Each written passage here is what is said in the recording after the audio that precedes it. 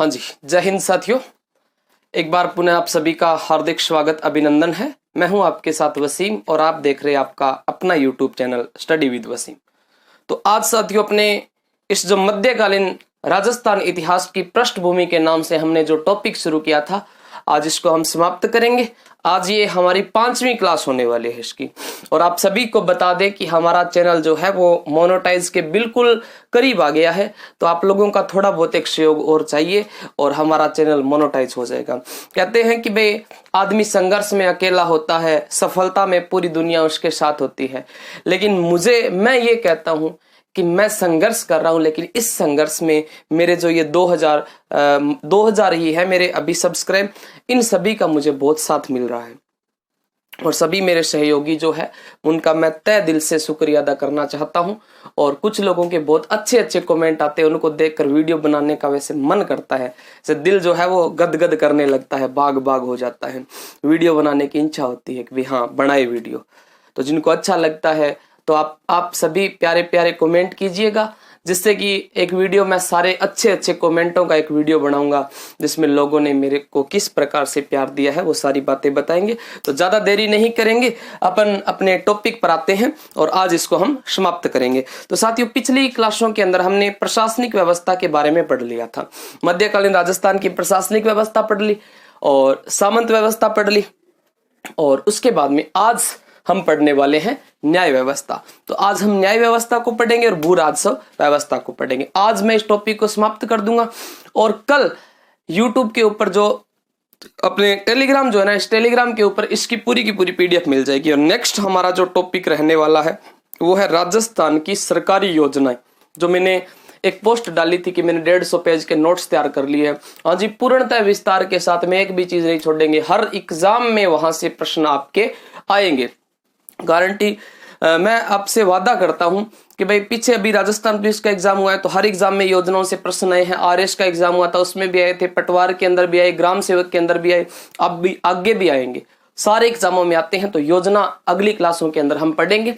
तो अभी अपन पढ़ने जा रहे हैं मध्यकालीन राजस्थान की न्याय व्यवस्था।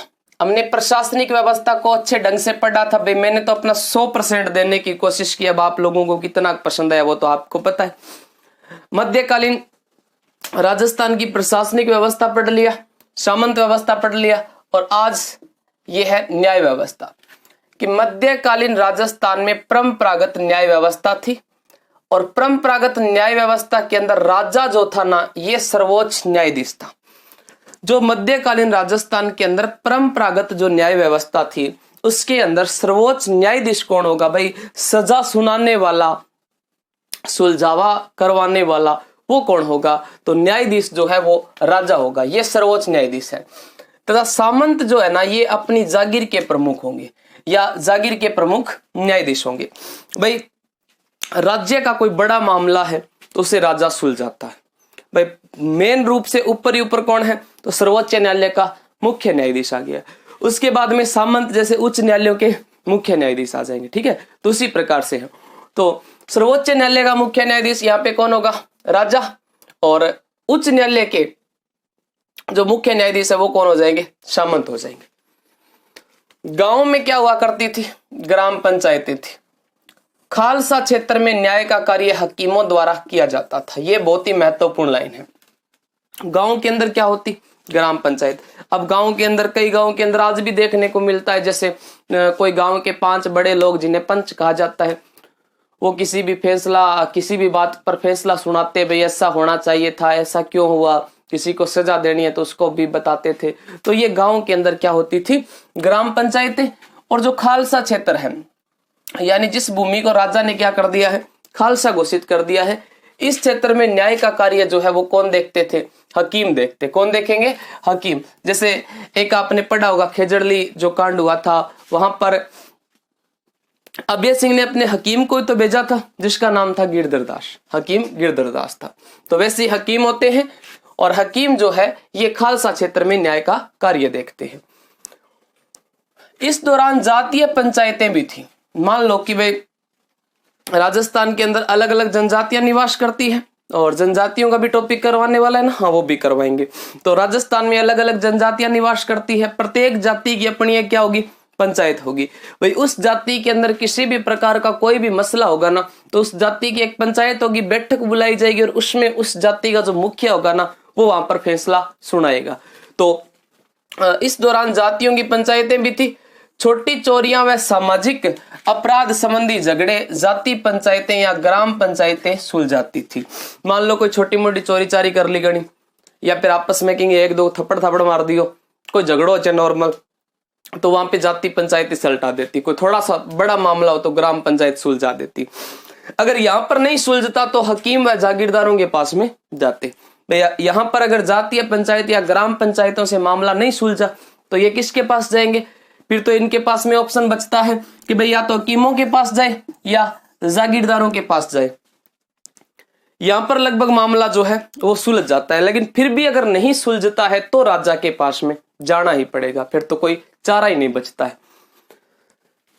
भूमि विवाद के झगड़े भी आवश्यकता पड़ने पर हकीमों व जागीरदारों के न्यायालय में जाते थे। जैसे मान लो कोई भूमि का विवाद है, किसी ने कहा कि भाई मेरी सी तो हटता ही आवे और मैंने हटता ही दे दी, आ जगह पड़ोसी दाब ली, तो वो 1-2 फुट खातर 1-2 पाउंडा खातर के हो जाए किसानों में लड़ाई हो जाए। जी आपने पढ़ा होगा कि भाई 1644 में एक राड़ हुई थी, कौन सी, मतीरे की राड़ हुई थी। मतीरे की राड़ करण सिंह और अमर सिंह के मध्य मतीरे की राड़ होती है। वो छोटा सा मामला था, कोई बड़ा नहीं था। तो वैसे ही मामले हो जाते हैं भाई आस पड़ोस में, यहाँ पे इस खेत की सीमा लगती है, यहाँ पे इस खेत की सीमा लगती है। अब कोई बीच के अंदर कोई बड़ो क्षेत्र है तो वहां पे कोई भींत या दीवार निकाल दी जाए, कोई पर्टिकुलर जो है वो परमानेंट कोई तार बांध दिया जाए। अब यहाँ पे तो क्या होता है, खींपड़ा सीढ़ियां उगड़ा हुआ है। अब वह जो खींपड़ा सीढ़ियां थोड़ा सा इन्ने से रख क्या, ओ बैठो इन्ने दब जाओ, ओ देखेगा अपनी जगह है, या इन्ने दब गया तो कैसी अपनी जगह है। तो ये गाँव के अंदर होता है, ऐसा देखने को आज भी देखने को मिलता है। तो भूमि संबंधी जो विवाद या झगड़े होते हैं ना, ये आवश्यकता पड़ने पर कौन सुलझाते हैं, जागीरदार या हकीम सुलझाते हैं। उसके बाद में है कि जो बड़े विवाद व मृत्युदंड संबंधी अपराध के अंतिम निर्णय जो है वो कौन लेगा, राजा लेगा। भाई हकीम और जागीरदार सुलझा सकते हैं, पंचायतें भी सुलझा सकती है, लेकिन कोई पंचायत या कोई हकीम जागीरदार क्या नहीं दे सकता, मृत्युदंड का आदेश नहीं दे सकता, ये राजा ही देगा। अब मान लो कोई बड़ा अपराध हो गया है, किसी का अपहरण कर लिया, कोई रेप वगैरह हो गया, या फिर कोई मान लो किसी की हत्या कर दी किसी ने, तो ऐसे जो मामले होंगे ना उस पे अंतिम निर्णय कौन लेगा, राजा लेगा। फिर तो सर्वोच्च न्यायाधीश अपने पास में कौन है, राजा ही तो है सर्वोच्च न्यायाधीश, तो अंतिम निर्णय कौन लेगा, राजा लेगा। एक खास बात यह थी कि मुकदमों का लिखित रिकॉर्ड नहीं रखा जाता था। अब कॉपी कॉपी कौन भरता है, जैसे आजकल पुलिस थानों के अंदर होता है बे अपने 20 साल पहले का कोई केस था और हम जाकर कहे कि भाई ऐसे ऐसे करके कोई आदमी था और उसका केस जो है वो निकाल लो, तो पुलिस थानों में मिल जाता है। यहाँ पर कोई बात रफा दफा कर दी ना, वो कंप्लीट है, लास्ट है। उसके बाद में ऐसा नहीं होगा कि भाई दोबारा महीने बाद आए और मेरा केस उठाओ, मुझे न्याय चाहिए। न्याय मिलना है वो एक बार में मिल जाएगा, बार बार धक्के खाने की आवश्यकता नहीं है, ठीक है। तो लिखित रिकॉर्ड नहीं रखा जाता था। गवाही संबंधी कोई पृथक अधिनियम नहीं था। अब आजकल एक प्रॉब्लम होती है, मान लो किसी का कोई एक्सीडेंट हो गया या किसी का कोई मर्डर हो गया, हम लोग दूर से वीडियो बना लेते हैं। अब क्या नहीं करते हैं, उसकी सहायता नहीं करते, पास नहीं जाते। क्यों? क्योंकि अगर पास गए, पुलिस वाले आए तो वो पूछेंगे भाई आपने देखा होगा, वो हमसे गवाही मांगेंगे, तो गवाही मांगेंगे, इस डर से हम दूर खड़े वीडियो बनाते हैं। अब लोग हमें कहते हैं बोले जो लोग वीडियो बना रहे हैं उन लोगों ने इसको बचाया नहीं, इसको संभाला नहीं। अरे भाई संभाले कैसे, बचाए कैसे? क्योंकि विवाद सीधा गवाही वाला आ जाता है और गवाही के चक्कर में कोई काम धंधे वाला आदमी 10-15 दिन तक खोटी हो जाता है ना। तो इसके कारण क्या है कि मध्यकालीन राजस्थान के अंदर गवाही वाला कोई सिस्टम नहीं था। डॉक्टर एस जैन के अनुसार अपराध को व्यक्ति के विरुद्ध माना जाता था, समाज के विरुद्ध नहीं माना जाता। ये इनमें बहुत ही महत्वपूर्ण बात थी। मध्यकालीन राजस्थान में अगर कोई अपराधी ने अपराध कर दिया तो वो अपराध व्यक्ति के विरुद्ध है, यानी व्यक्ति ने किया है तो उसकी सजा व्यक्ति भुगतेगा, समाज नहीं। जैसे आजकल क्या होता है, किसी ने कोई अपराध कर दिया तो उसके पूरे के पूरे समाज को अपराधी बना देते हैं, तो भाई ये बात गलत है। यहां पर SS जैन लिखते हैं कि व्यक्ति के विरुद्ध अपराध माना जाता था, समाज के विरुद्ध अपराध नहीं माना जाता। एक ही अपराध का दंड देते समय दोनों अपराधी, मान लो कोई एक जैसा अपराध करे, दो अपराधी हैं, वह जिसके विरुद्ध अपराध किया गया है कि सामाजिक स्थिति देखकर ही दंड दिया जाता था। भाई जिसके विरुद्ध अपराध किया है उसकी और जिसने अपराध किया है उसकी, दोनों की सामाजिक स्थिति देखी जाएगी, उसके बाद में ही दंड दिया जाएगा। भाई कई बार क्या होता है कि कोई थोड़ा अच्छे लोग होते हैं, उनकी समाज के अंदर वैल्यू होती है, इनकी सामाजिक स्थिति अच्छी होती है, तो उनके हिसाब से थोड़ा सा ध्यान करके ही इनको क्या दिया जाता था, दंड। ऐसे मुंह चक्के नहीं सुनाया जाता कि हाँ इसको फांसी दे दो, इसको टांगे तोड़ दो, आड़ तोड़ दो, नहीं भाई, ऐसे कार्य नहीं किए जाते थे। न्याय व्यवस्था के दौरान सामंतों को शरणागत का अधिकार था। शरणागत का मतलब होता है किसी को शरण देना, किसी को शरण देना। जैसे किसी को कोई मार रहा है, वो भागकर सामंत की शरण में आ गया, तो उस व्यक्ति की रक्षा करना सामंत का अधिकार बनता है। कई बार क्या हो जाता कि अपराधी अपराध करके सामंत की शरण में आ जाता।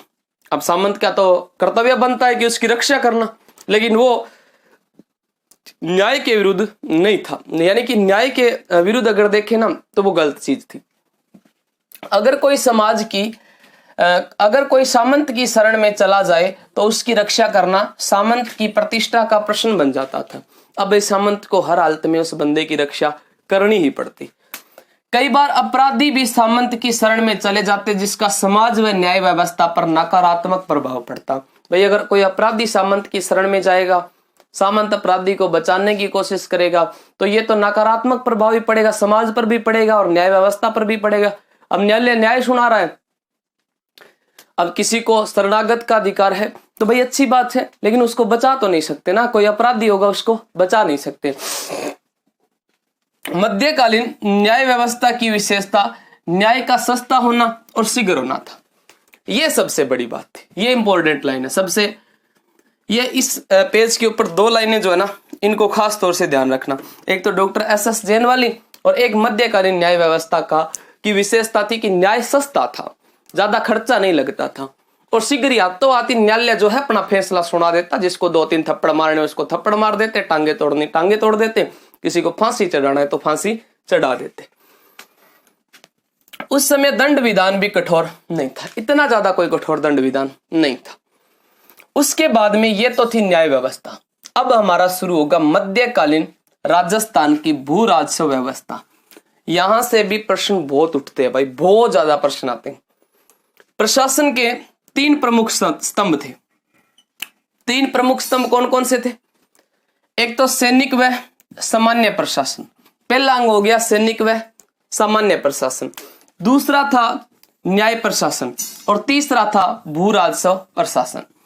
भाई प्रशासन के 3 प्रमुख स्तंभ होंगे, एक तो सैनिक व न्याय प्रशासन, सैनिक व सामान्य प्रशासन, दूसरा न्याय प्रशासन और तीसरा भू राजस्व प्रशासन। सैनिक व न्याय प्रशासन के समान ही भू राजस्व जो राजस्व प्रशासन है उसमें सामंतों की विशेष भूमिका थी। सामंत हमेशा आगे रहे, सामंतों की भू राजस्व में भी होंगे, सैनिक व न्याय प्रशासन के अंदर भी होंगे और उसके बाद में जैसे न्याय प्रशासन है उसमें होंगे, सैनिक और सामान्य प्रशासन में होंगे और भू राजस्व प्रशासन में। इन सभी के सभी प्रशासन कार्यों के अंदर सामंतों की अहम भूमिका हुआ करती थी। मध्यकाल में कृषि आय का प्रमुख साधन था।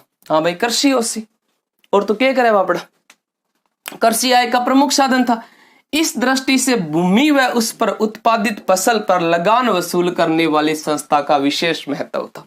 भाई कर वाला तो विशेष महत्व था, लगान तो देना ही पड़ेगा और लिया ही जाता था।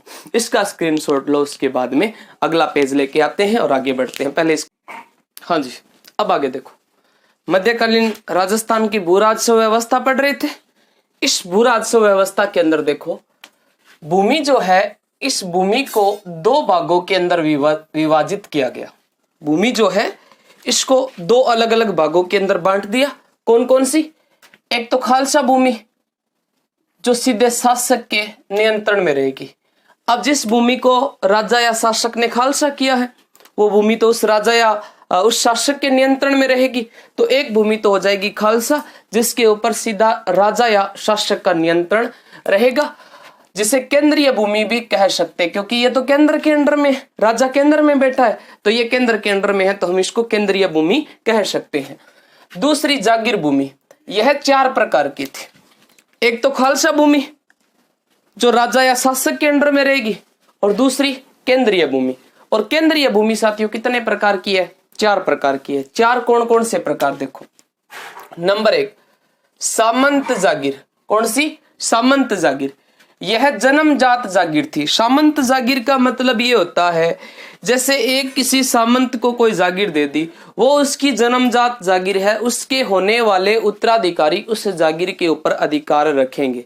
जैसे जो चुंडावत थे, चुंडावत जो थे, राजकुमार चुंडा जो थे, उसके वंशजों का सलुम्बर के ऊपर जन्मजात अधिकार था। तो हम कह सकते हैं कि जो सामंतों को जो भूमि दी जाती थी उसके ऊपर उनका जन्मजात अधिकार होता, उसको राजा खालसा घोषित नहीं कर सकता था, और न ही इस भूमि पर जो जागीरदार है उससे कर ले सकता। दूसरी है हुकूमत जागीर। एक सामंत जागीर और दूसरी है हुकूमत जागीर। यह मुत्सदियों को दी जाती थी, मुत्सदियों को दी जाती थी। यह वेतन के रूप में दी गई जागीर थी, यानी जो सैनिक राजा का राज कार्य करते हैं या फिर सेना के रूप में जाते हैं, राजा का किसी भी रूप में सहयोग करते हैं, उनको वेतन दिया जाता, और वेतन के स्थान पर उनको क्या दी जाने लगी? जागीर। ये वेतन की जगह दी जाने वाली जागीर है, नाम क्या है? हुकूमत जागीर। जागीरदार की मृत्यु के बाद में इस भूमि को खालसा घोषित कर दिया जाता था। जो सैनिक था ना, जो राजा का कार्य करता था या राजा का सहयोग करता था किसी भी रूप में, उसको भूमि मिली, तो जब तक वो जिंदा है तब तक उस भूमि पर अधिकार रख सकता है। जिस दिन उस बंदे की मृत्यु हो गई तो उस भूमि को राजा क्या कर देगा? खालसा घोषित कर देगा, राजकीय नियंत्रण में कर देगा। तीसरी है भौम की जागीर। भौम की जागीर जो राज्य को अपनी सेवा के साथ कर दे।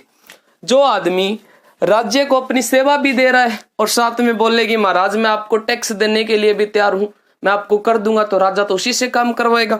अगर आपको ऐसा लगे, मान लो कोई भूमि है और उस भूमि के ऊपर बंदा जैसे पांची होते हैं, तो ये क्या करते हैं? पूरा दिन बेचारे पसीना बहाते काम करते हैं और कमा कर किसको देते हैं? राजा को, या फिर उस भूमि के मालिक को कमा कर देते हैं, और उनको 5वां भाग मिलता है। तो उसी प्रकार का सीन ये था। भौम की जागीर का मतलब ये होता है कि जो राजा को अपनी सेवा दे और सेवा के साथ में टैक्स देता है, उसे भौम की जागीर दी जाती। चौथी है शासन जागीर। कौन सी? शासन जागीर। एक सामंत जागीर, हुकूमत जागीर और भौम की जागीर, और एक है शासन जागीर। शासन जागीर होती है धर्मार्थ, शिक्षण कार्य, साहित्य लेखन कार्य। जो कोई धर्म का, मान लो कोई बड़ा प्रचारक हो, या कोई शिक्षण कार्य करता हो, या फिर कोई साहित्य लेखन, मान लो राजा का कोई ग्रंथ लिख रहा हो, तो उन बंदों को ये शासन भूमि दी जाती। जैसे कौन कौन से बंदों को? चारणों को दी जाती, भाटों को दी जाती, क्योंकि चारण और भाट जो थे ये राजा की प्रशंसा के अंदर ही लगे रहते थे। भाई राजा जी आप ऐसे हो, राजा जी आप ऐसे हो, राजा जी आप, यानी राजा की जितनी हो सके उतनी क्या करते? प्रशंसा करते। तो राजा प्रसन्न होता, और राजा प्रसन्न होकर इनको भूमि दे देता, जिस भूमि को क्या कहा जाता? शासन भूमि कहा जाता। क्योंकि यह जो भूमि है ना, ये अनुदान स्वरूप दी जाती थी, यानी दान के रूप में दी जाती थी। जो राजा की प्रशंसा करेगा उसको राजा दान देगा, और दान में क्या दे देगा? भूमि दे देगा। ये भूमि जो है, इस भूमि को माफी जागीर भी कहते। क्या कहते? माफी जागीर। भाई इसको माफी जागीर क्यों कहा जाता? माफिया रहते थे कि यहाँ पे? अरे नहीं, माफी जागीर इसलिए कहा जाता क्योंकि ये भूमि कर मुक्त थी। इस भूमि पर किसी भी प्रकार का टैक्स जो है वो नहीं लिया जाता था। तो इस भूमि को हम क्या कहेंगे? माफी जागीर कहेंगे। सामंतों को जो भूमि दी जाती, ये सामंती जागीर या सामंत जागीर जो है, ये सामंतों को जो भूमि दी जाती, ये 2 प्रकार की होती थी। कितने? 2 प्रकार की। एक तो कृषि भूमि, जहां पर तो खेती की जाती थी, और दूसरी चरणोत। चरणोत का मतलब कोई चरण स्पर्श करना नहीं होता है भाई, जहां पे चारा उगाया जाए उसे क्या कहेंगे? चरणोत कहेंगे। तो सामंतों को 2 प्रकार की भूमि दी जाती, एक तो कृषि भूमि और दूसरी चरणोत, जहां पे चारा उगाया जाए। उसके बाद में है मध्यकालीन राजस्थान की भू राजस्व व्यवस्था किसान और कृषक, इन तीनों को एक साथ पढ़ेंगे। कृषक मुख्यतः कितने प्रकार के होते भाई? 2 प्रकार के। कितने प्रकार के? 2 प्रकार के। कृषक जो थे, कृषि करने वाले जो थे, वो 2 प्रकार के थे। एक तो बापीदार और दूसरा गैर बापीदार। कृषक 2 प्रकार के हैं, एक तो बापीदार कृषक और दूसरा गैर बापीदार कृषक। अब भाई ओ के जुगाड़ो है बापीदार और गैर बापीदार। देखो बापीदार, इसे खुद काश्तकार भी कहते। खुद काश्तकार का मतलब ये होता है कि ये खुद ही था, जो कुछ था वो खुद ही था उस भूमि का, तो इसे खुद काश्तकार भी कह सकते हैं। यह वह किसान होते जो उस भूमि के स्वामी होते। जो उस भूमि का स्वामी होता उसे बापीदार या खुद काश्तकार कह सकते हैं। दूसरा गैर बापीदार। भाई गैर बापीदार, इसे सिकमी काश्तकार भी कहते। इसे क्या कहते? सिकमी काश्तकार। ये उस भूमि के स्वामी नहीं, खेती और मजदूर होते थे। ये उस भूमि के बापीदार तो उस भूमि के स्वामी होते, गैर बापीदार जो है बेचारे मजदूर होते, कृषि हर या खेती हर मजदूर हुआ करते थे। कर निर्धारण के समय यह ध्यान रखा जाता था कि उत्पादन में बापीदार ने किन किन साधनों का प्रयोग किया है। कर ऐसे मुंह चक्के नहीं लगाया जाता। भाई कर लगाने से पहले थोड़ा सा ध्यान तो करना चाहिए। बोल जिस बापीदार ने, जिस किसान ने इस भूमि के अंदर जो उपजाऊ किया है, उत्पादन किया है, उसके अंदर उसने क्या क्या कार्य किया था। भाई बीज कितो लग गयो, ट्रैक्टर वालों कितो ले गयो, तेल कितो बढ़ो, वो सारी की सारी बात जांच करके भी बाद में ही कर निर्धारण कर सके। पहला कर निर्धारण को नहीं हुए। ठीक है, तो कर निर्धारण के समय यह ध्यान रखा जाता कि उत्पादन में बापीदार ने किन किन साधनों का प्रयोग किया है। बापीदार किसानों को भूस्वामित्व को तत्काल समाप्त नहीं किया जा सकता था। बापीदार जो किसान है ये उच्च कोटि के किसान है। भाई ये तो खुद भूमि के स्वामी है। इसका मतलब इनका जो भूस्वामित्व है ना, वो अचानक से ऐसे समाप्त नहीं किया जाता था। अगर अकाल के समय किसान गांव छोड़कर बाहर चला जाए तो आने के बाद उस भूमि पर वो कृषि कर सकता है या उस भूमि पर उसी का अधिकार हो। ऐसा नहीं है कि अकाल पड़ा, किसान बेचारा छोड़कर चला गया, दूसरे गांव के अंदर चला गया, वहां काम धंधा करने लगा और थोड़े दिन बाद आया तो राजा ने कहा कि भाई भूमि पर तो मैंने अधिकार कर लिया। ऐसे नहीं होगा, राजा नहीं कर सकता था। तो बापीदार की जो भूमि है वो बापीदार की ही रहेगी। प्रसिद्ध कहावत है कि भोगरा धनी राज हो, भोमरा धनी माछ हो। भोगरा धनी राज हो, भोमरा धनी माछ हो। इसका मतलब होता है भूमि यानी भोम, भोम का मालिक जो होता है वो जोतने वाला होता है। भाई भूमि का मालिक तो वही होगा जो उसके अंदर कृषि करता है, बेचारा पसीना बहाता है, कोदी काटनी, काटनो, निकालनो, बिंग बाद में मतलब बहुत सारा काम करना पड़ा किसान ने। तो फिर भूमि को धनी कौन सी, मालिक कौन होगा? जो कृषि करता है वो होगा। और राजस्व यानी भोग, भोग का मतलब होता है राजस्व। राजस्व का अधिकारी कौन होगा? ये राजा होगा। भाई कमाए तो कौन? किसान। मालिक किसान को बना दिया, ये कमा के देगा, और भोग राजस्व का अधिकारी राजा होगा।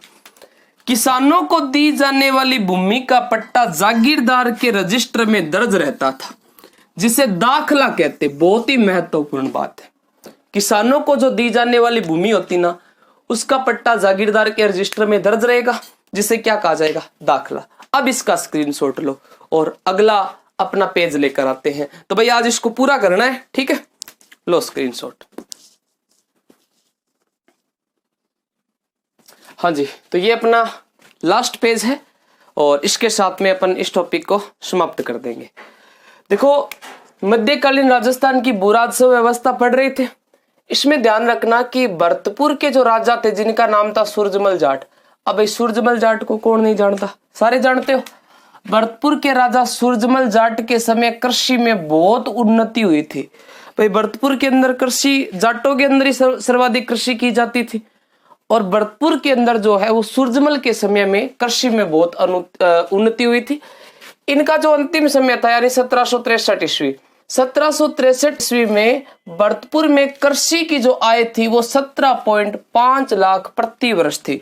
उस टाइम प्रति वर्ष 17.5 लाख की आमदनी कहां से हुआ करती थी? कृषि से हुआ करती थी। तो इसका मतलब कि भरतपुर के राजा सूरजमल जाट के समय में कृषि की बहुत उन्नति हुई थी। उसके बाद में लगान निर्धारण। भाई कृषि में उन्नति होगी तो लगान का निर्धारण भी तो करना होगा। भूमि स्वामित्व के बाद उस भूमि पर लगान निर्धारण करना महत्वपूर्ण दायित्व हुआ करता था। भाई भूमि का स्वामित्व तो हो गया, उसके बाद में लगान तो फिर होना चाहिए। देखो इसमें लगान निर्धारण अलग अलग रियासतों में भिन्न भिन्न था। प्रथम भूमि का स्वरूप यह दो भागों में विभक्त था। एक तो थी बारानी भूमि, जहां पर पानी जो है वो बरसात का लगता हो, यानी बिरानी कह सकते हैं इसको। यहाँ पे बारानी लिखा है तो बिरानी भूमि कैश का, जहां पे पानी जो है वो बरसात का लगता हो। दूसरी उन्नाव। उन्नाव का मतलब हुआ तालाब, कुओं और बावड़ियों से सिंचित भूमि को क्या कहेंगे, उन्नाव। और आपा बिरानी तो कवाई आवा। लगान वसूल विधि। लगान की निम्न विधियां थी, जैसे एक तो लाटा और बटाई विधि। लाटा या बटाई विधि। लाटा या बटाई विधि, फसल कटने योग्य होने पर लगान वसूली अधिकारी की देखरेख में ही कटाई की जाएगी। अब पकने योग्य हो गई तो लगान वसूली अधिकारी जो है वो चक्कर काटने लग जाएगा, भाई ये मुझे बिना पूछे न काट ले, कहीं आधा काटा हुआ माल जो है अपने घर रख ले, तो ये उसकी देखरेख के अंदर ही काट सकते हैं। इसको कहेंगे लाटा या बटाई विधि। कुंता विधि। लाटा कुंता कर जो आपने सुने होंगे, और बिजोलिया किसान आंदोलन जब करवाए थे तो बताया था। तो कुंता विधि होती है खड़ी फसल को देखकर अनुमानित लगान निर्धारण करना, यानी कूंतना। फसल खड़ी है, उसके ऊपर ऐसे बता दिया, बोले इसमें तो इतनी होगी और इसका इतना भाग हमें दे दीजिएगा, तो ये कुंता विधि होती है। लेकिन इसमें कर जो होता है ना, उसका तोल या माप नहीं होता है। बिना तोले बिना मापे अनाज लेके जाए कुंता विधि के अनुसार या कुंता पद्धति के अनुसार। अन्य प्रणालियों में मुकाता, डोरी और घुघरी। भाई मुकाता ले जा भाई इतनी, ये मुकाता मतलब कोई किसी प्रकार का जो तोल माप नहीं होता है, मुकाता दे दियो बिन मुकाता कवे। तो डोरी मुकाता में एक मुश्त का कर निर्धारण करना व नगद कर लेना भी होता है। भाई एक तो सीधा ले गया और एक जो है वो नगद कर जो है वो भी इसको देना पड़ता। डोरी कर निर्धारण में नापे गए भूभाग का निर्धारण करके कर वसूल किया जाता था। नापे गए जो भूभाग है ना, उसका निर्धारण किया जाता पहले, उसके बाद में वहां पर क्या होता, कर जो है वो वसूल किया जाता। घुघरी कर विधि के अनुसार शासक, सामंत व जागीरदार किसान को जितनी घुघरी अर्थात बीज देता था, यानी पहले बीज तो लेगा बेचारा किसान, उसके बाद में तो फिर वो क्या करेगा, वहां पे कृषि करेगा, तो जितना बीज लेता था ना उतना ही अनाज जो है वो लगान के रूप में वापस लेता, इससे ज्यादा घुघरी में नहीं लेता था।